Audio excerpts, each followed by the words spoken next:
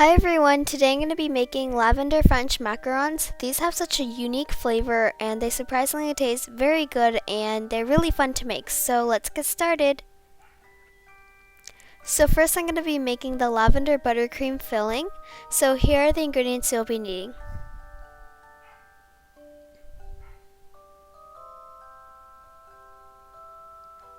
So first you want to place the cream into a saucepan.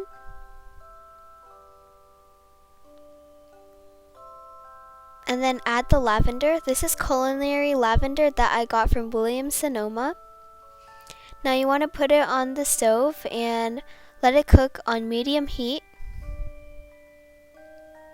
And just stir it around a little. Make sure you watch it the whole time because it will be done in a few minutes. So just let it cook.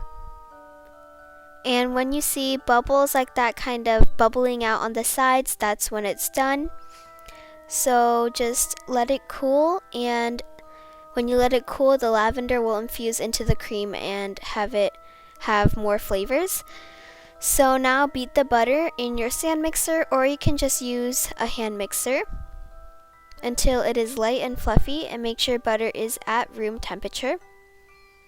Now add about 1/3 of your powdered sugar and mix it well, and make sure to scrape the sides every now and then so that butter or sugar isn't stuck on the sides. And when that's incorporated, add another 1/3 of your sugar and incorporate that well.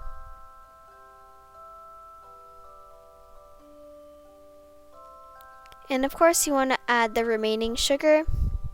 It kind of spilled out on the sides, but that's okay. So just incorporate everything.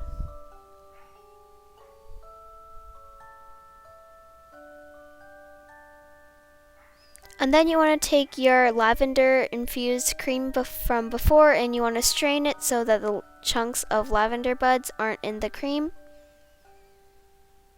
And then while the mixer is running on low, you want to add a little bit of the cream until you get the right texture. I ended up using about half of what we made. I also added a splash of lavender extract to make the flavor more noticeable, but if you don't have that, I think it'll still work. So just beat that in, and I also added a little bit of purple food coloring to give it that really pretty pastel lavender color.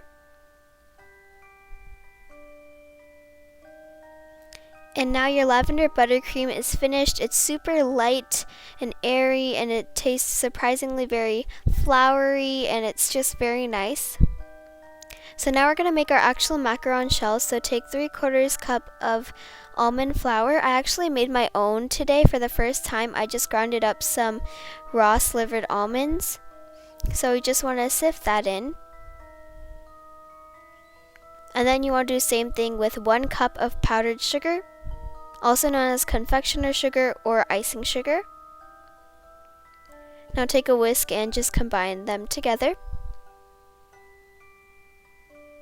And now we're going to make our meringues. So first you just want to make sure that your eggs are at room temperature. And then I'm using my hand mixer today, so just beat them on high.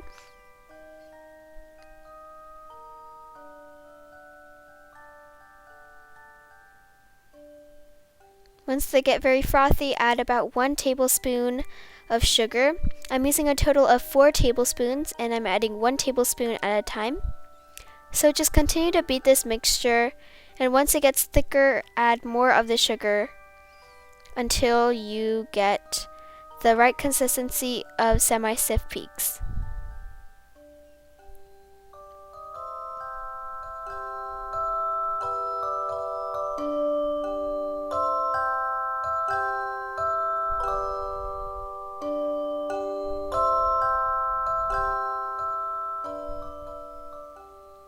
As you can see now, it got more white and glossy. And at the soft peak stage, I decided to add some purple food coloring. I kind of added more than I wanted to because when the macaroons or macarons bake, they get lighter in color than the actual batter was. So as you can see here, I added a little bit more of the food coloring. And I didn't have purple gel food coloring, so I did use purple liquid food coloring. But if you have gel, I think that would work better. So I kept mine at the semi-stiff peak stage. I don't want to bring them to super stiff peaks because I find that it kind of ruins the texture of your meringue. So you want it to be something like this. So now you're going to add about half of your almond meal and confectioner's sugar mixture, and you want to fold that in.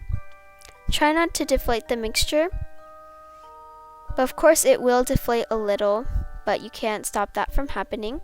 So you just want to combine it together and then add the rest of your almond and confectioner sugar mixture and fold everything together.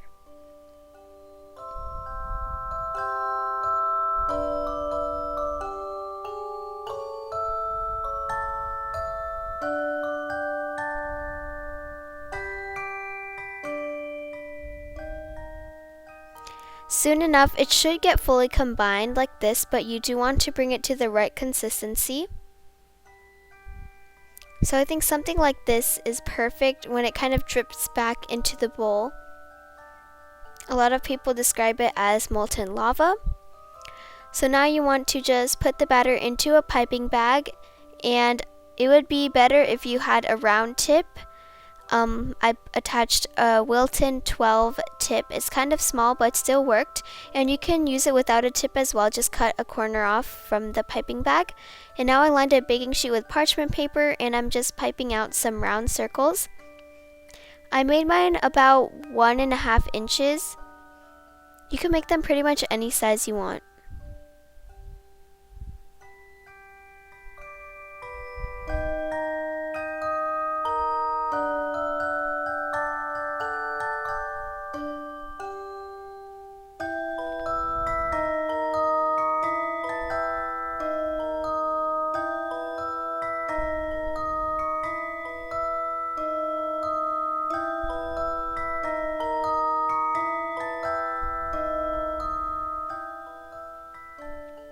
So now you want to bang the tray on the counter so that the air bubbles pop. Here you can see the air bubbles that popped. And now you want to let it rest for about 20 to 30 minutes or even up to an hour. It really depends on the humidity or the dryness. And once it's slightly dried, you want to take more of the culinary lavender. This one's from Williams Sonoma, as I said before. And you want to sprinkle it on about half the amount of macarons. So as you can see here, I made 24. So I'm just going to sprinkle it on only 12 of them.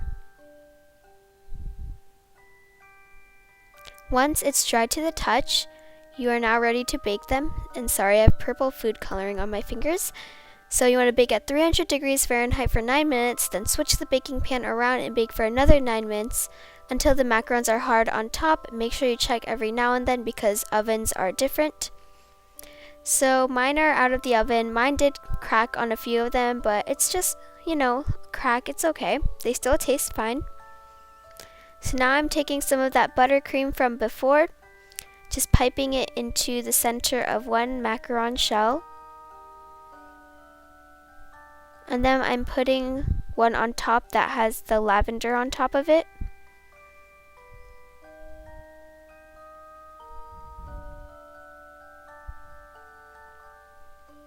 And that's basically it. You're done. These are super cute. They are so pretty and they taste amazing as well.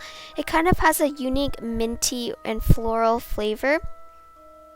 So here's the inside of one macaron. As you can see, it kind of has a crunchy crust on the outside and a chewy goodness on the inside. It's very unique and it's very good. I hope you try it out, and I will see you guys next time. Bye everyone.